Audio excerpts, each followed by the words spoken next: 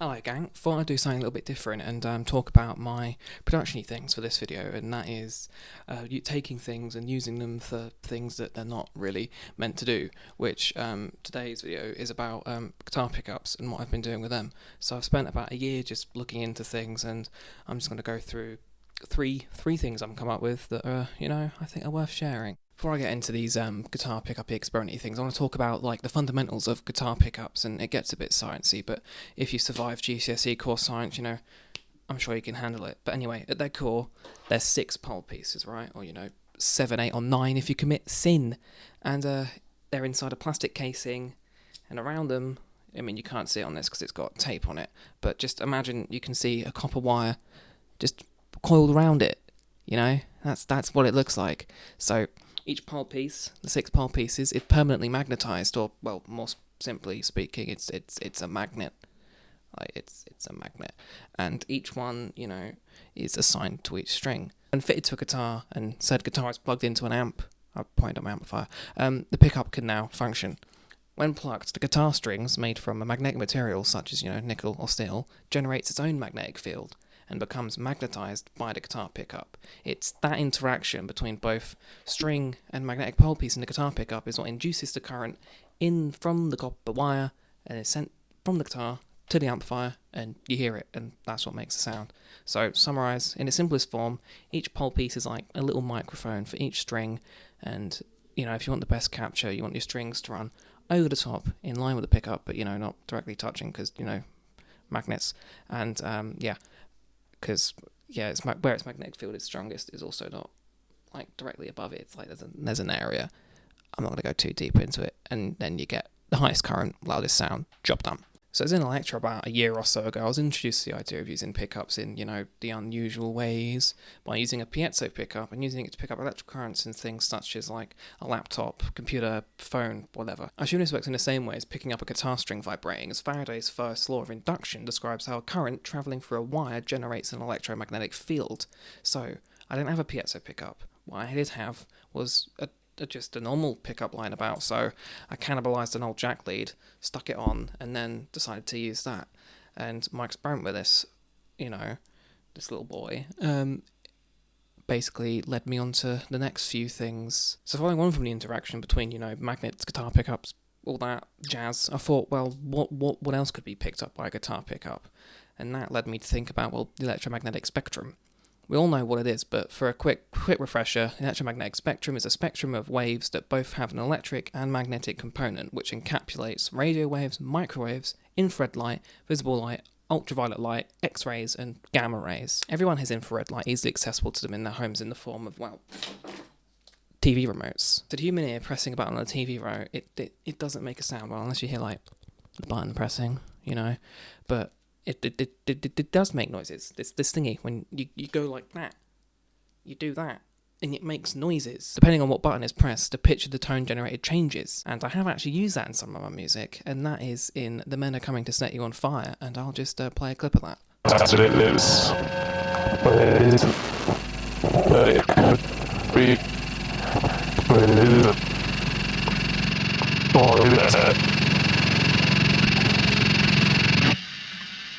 I've shown off this guitar before, but it's changed a little bit over the last 9 months or so I've been working on it, and this has come into contact with my magnetic experiments. So what this, it just looks like your normal guitar, doesn't it? It's like what's that all about? Well, it all came down to, I forgot about my experiments for a while. I just did. It's one of those things, and this was until I got back into second year uni, and I got properly into looking into the stuff by Sylvia Massey, whose brain is just fucking nuts what they come up with. And she's done the rotary telephone mic, where taking an old rotary telephone and turning it into microphone, and then just other things she does, like the unconventional methods of getting a vocal take out of a singer by you, like having them fucking upside down, and do their performance upside down, which is nuts, which sort of brought me back to me thinking about magnets again after one particular Massey method. This involved taking a speaker and putting it onto the headstock So you send the signal from out the guitar, from the mic, back from the desk to this speaker on the headstock. So it sort of, I guess, resonates with itself, and the idea, I think, is you get more sustain out of it. So I was like, speaker do be magnet too.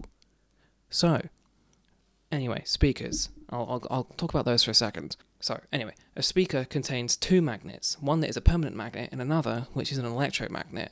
So when current flows to the electromagnet, and in a way it turns on its magnetic field, because, well, you know how electromagnets work, I'm not going to... Anyway, the interaction between both magnets is what moves the metal coil inside the speaker and converts the electrical energy to kinetic energy, then finally into the sound energy that we hear. So just cut out the sound energy. All we want to think about is the kinetic energy, that movement, fiddling with that magnetic field. And that's what spurred the idea that what would happen if I played back some audio and put the speaker up by the pickup, because it's all magnets here. It's all magnets. So I gave it a little test. I got a speaker. I can show you. Just one of these little things. Put it above, and lo and behold, it worked. It worked. And if it didn't, I probably wouldn't be talking about it. But I thought it's all well and good being able to, slap a speaker on top, but what if I could just make things easier for myself? What if I could just fit a speaker underneath the pickup and send signal in to the inside of the guitar, which is what I did. So you can see there, that's an input, not an output like my buddy over here. That's an input jack. So that goes through there to the speaker that's underneath that pickup, and it plays back. The pickup picks it up. Now, what is the point? What is the point in doing all of this? Well, the guitar itself acts as a filter, and so does the speaker anyway. Because a small speaker, you're not going to get the low end out of it, because, well, it's just not big enough to generate that. Just to be good at doing that kind of thing. That's the idea. It's a guitar, but it's a filter. It's an EQ filter, but it's a guitar. And I thought, if I'm gonna do the filter meme, I gotta go the whole way with it. So I modified it. The little EQ. Shut up. I modified the EQ, and that's now a bass cut. That's a treble cut. So you can proper get jiggy with it. Yes. So I'm just gonna demo it for you now, just so you can see what I'm talking about. So here you can see now I've got it all set up. It's plugged in at the bottom, it's plugged in at the top, That's how it goes. So you can hear it currently, it's just feedbacking to crap. I'll just hold it up there for you.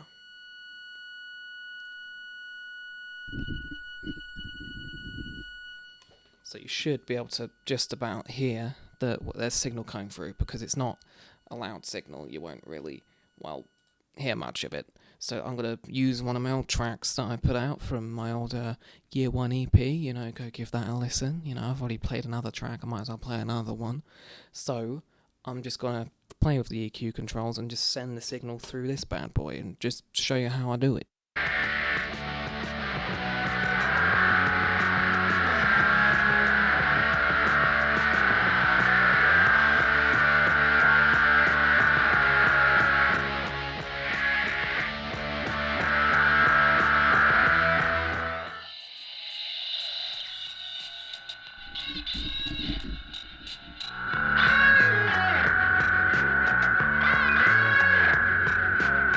I think by now, really, you should get the idea of what I'm talking about. Sound go in, sound come out, just that little bit differently. So, that's it. That's my experimentation. Done, sorted, shown off, and I'm probably going to keep continuing with it, because it's just fun and makes things a little bit different and a little bit just me. So, that's it. That's done. Because it's just going to live at the back of my head, just going until I figure out something else to do with speakers or magnets or whatever. So that's it. That's me done for today. Thanks for watching. If you enjoyed, like, comment, subscribe, and your mixers will then be blessed with tasty snares from doing so. Anyway, bye.